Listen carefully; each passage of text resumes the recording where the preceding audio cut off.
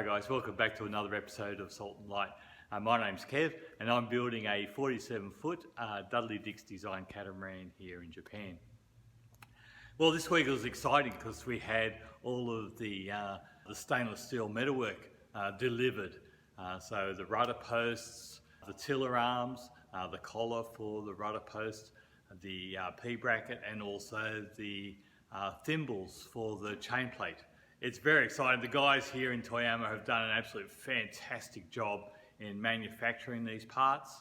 Yeah, so let's have a look at the parts as they are now, and I'll give you a brief description of what they are. So you can see here the rudder posts, the two tiller arms, the collar, which will go onto the rudder posts, the two P-brackets, and also the thimbles for the chain plate. Now the rudder posts, the design actually called for a 73mm diameter tube, schedule 83 I think it was. Unfortunately we couldn't get 73 diameter, we had to get 76.5. So it's a little bit stronger. Dudley's design was quite a robust post anyway, so now it's just a little bit more robust. Also, the design called for the rudder posters pressed down at one end to fit within the plywood rudder, which I'll show you in a minute. What they found is that sometimes when the post was pressed, that it distorted the tube. Here, now this area here has to fit into a Vesconite bearing, and so I was concerned when I heard this, and I thought, oh no, hope everything's going to be okay. But as you can see, this collar, which is a beautiful fit, spins perfectly freely all the way up and down the post. They actually made a mould for the press, and it's actually come out beautifully. They've done an absolutely brilliant job. So the tiller arm will fit on top of the rudder post like that. We still got to drill the holes for the bolts, and both for the tiller arm and also for the collar. Now this collar will sit on top of the Vesconite bearing at the top and stop the rudder post from falling out. So we've still got to drill the holes in the post for these once we know exactly where those holes need to be, and then we'll get those drilled. So the guys that have did all the metal work, he is a member of the yacht club and he does have his own yacht. He looked at the P-brackets, and when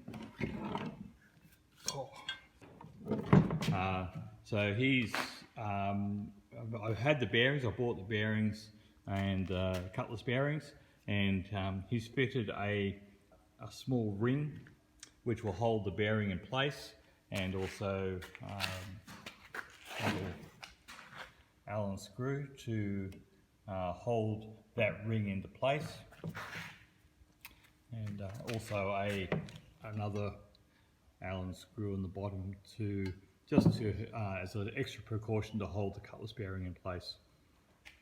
So overall they've done an absolutely fabulous job on all the metalwork. The thimbles are just such a great fit, nice and neat. They've done a great job all up with all of the metal work, and I couldn't have been happier. And the good thing is that like I got a quote in Australia for all of this, and it came out a little bit cheaper than what it would have been to have got it made in Australia. They've done a really good job, so I'm a very happy man to have all this in place now.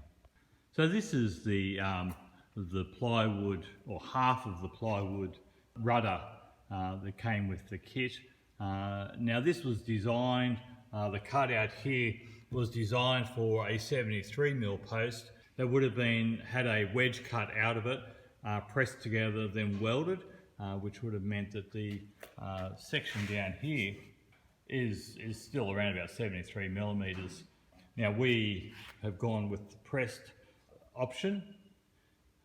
The guys here, when I told them that they could either cut a wedge out and weld it, they went, no, it's going to be much stronger to press, even though it's more difficult. They wanted to do it that way. So we just need to open up this section here, so just to open it up a little bit to make this post fit into the plywood rudder. So these will get epoxied together, and then there'll be a fiberglass schedule on the outside of the rudder as well. It's just a bit of an update on how the press is working.